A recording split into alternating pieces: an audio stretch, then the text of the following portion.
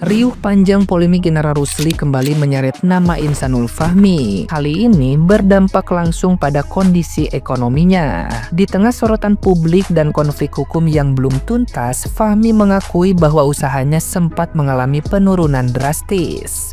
Ia menyebut situasi tersebut tidak lepas dari reaksi masyarakat yang kian keras setelah nikah siri dengan Inara Rusli terbongkar ke ruang publik. Menurutnya, tekanan sosial dan penilaian sepihak membuat roda bisnisnya melambat, bahkan sempat tersendat karena adanya fenomena cancel culture.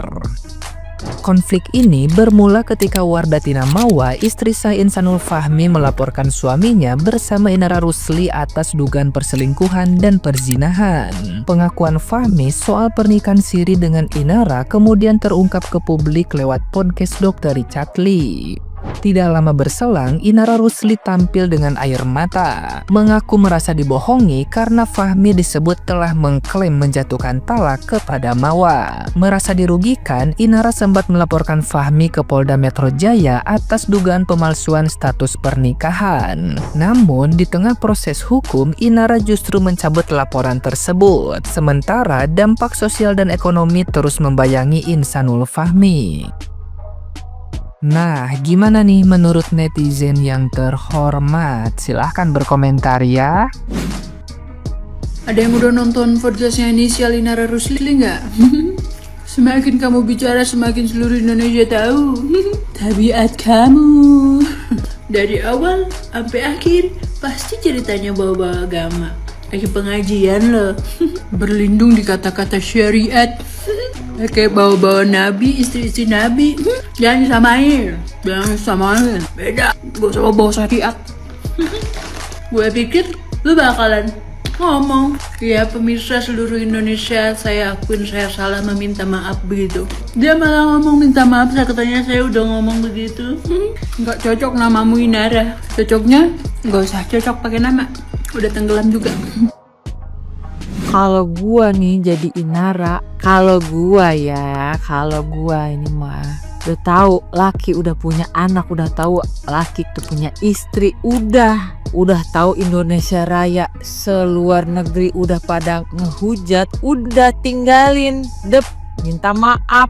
Buset deh, malah podcast di Densu, malah seakan-akan menjadi korban dengan dalil-dalil dia yang nabi syariat Islam. Malu gue mau jadi Inara asli, malah minta haknya, malah minta hak sama kepastian.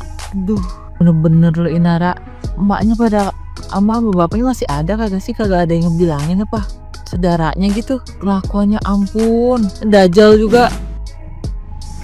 Inaro, lu kayaknya harus janjian dulu deh sama laki lu yang sekarang tuh buat statement podcast. Soalnya suami lu yang sekarang itu kemarin di podcastnya Dr. Richard ada statement yang bilang kalau lu tuh udah dikasih tahu kalau dia udah beristri, ya kan?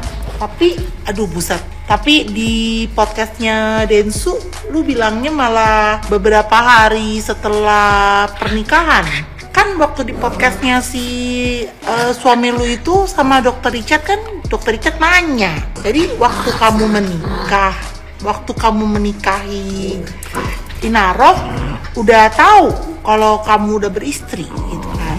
Tuh ya kan, gak kompak ya, gak kompak dia. Tintan gak kompak.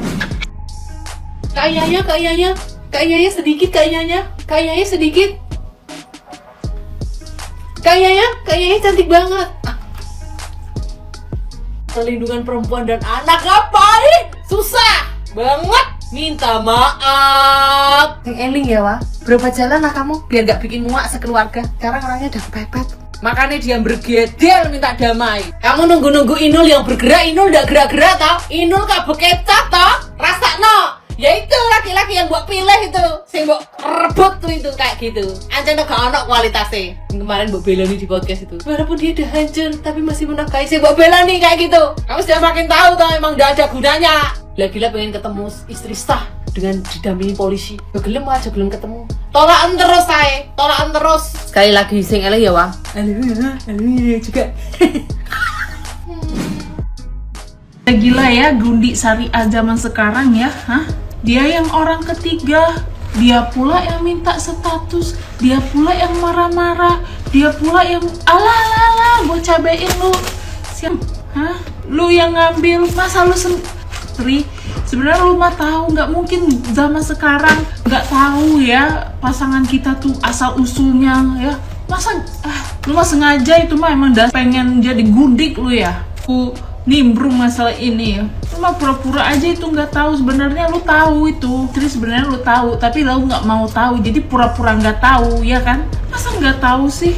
Gak ada feeling lu ya, kan udah jadi istri, udah pernah jadi istri, udah pernah jadi ibu, udah pernah diselingkuhin. Lu masa mau jadi selingkuhan? Astagfirullahaladzim, Kayak mana sih dulu pernah disetanin, sekarang malah jadi setannya juga. Kayak udah punya anak, anaknya udah remaja juga. Pikirkan juga, jangan mikir embem lu aja ya. Gatelan ya, nggak laku ya, segitu nggak laku kan jadi jendes lu. Tuh laki juga deh, I love you Mawar, I love you Inara, ganteng lu kayak gitu, di. Menurut agama saya, sikit-sikit menurut agama saya, kayak kau aja yang punya agama, orang lain enggak. Orang lain pun punya agama juga, tapi orang lain kalau buat kesalahan mau mengakui kesalahannya.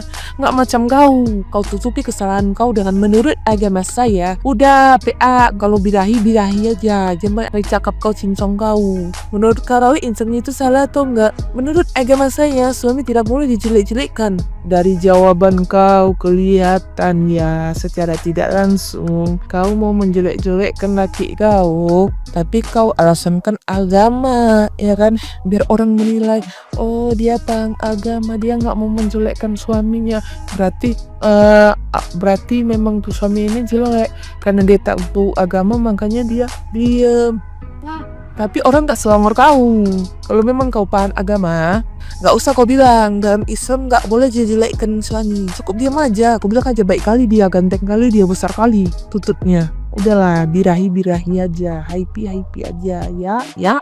Sekali kau mundur ya, susah kali kau mundurlah kau, biar nggak semakin madu kau. Sekarang udah nggak ada nilai kau di mata manusia, di mata netizen. Susah kali kau mundur ya. Udah terlanjur bahasa kan, udah terlanjur kuyup bukan. Menurut agama saya di paling ahli surga. Bayangin kamu selingkuh sama suami orang dan kamu masih punya muka untuk berbicara di depan kamera serta bahkan menanyakan kepada istri sah kapan kamu bercerai, dan bahkan masih punya muka untuk podcast serta klarifikasi yang isinya itu malah menyalahkan istri-istri Nabi, menyamakan poligami yang dilakukan dengan istri-istri Nabi.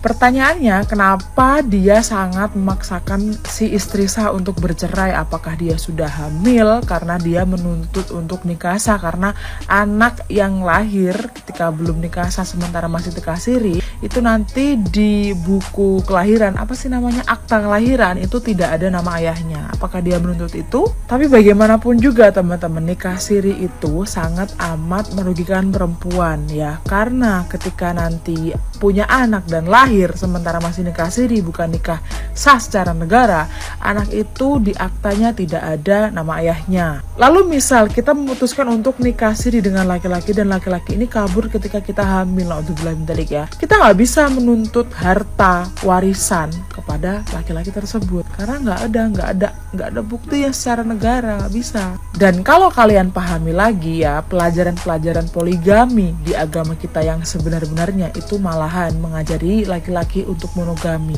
menikah cukup satu saja, karena Nabi Muhammad itu menikah itu satu, setia monogami sampai akhirnya istrinya meninggal, lalu barulah Nabi Muhammad itu menikahi janda-janda yang memang pada saat itu ditolong, yang suaminya berperang lalu meninggal. Kalau tidak dinikahin, ini istri-istri yang ditinggal meninggal suaminya ketika berperang ini dipaksa untuk murtad atau bahkan disiksa. Nabi Muhammad menyelamatkan istri-istri para pejuang ini yang suaminya meninggal, janda-janda tua butuh pertolongan dan tidak semata-mata karena cantik, kinyis-kinyis, melohe ya, tidak seperti insan. Tapi terlepas dari ini semua, ini juga bukan salah si perempuannya aja, tapi juga laki-laki yang bermasalah itu yang bilang katanya I love you Mawa, I love you Inar.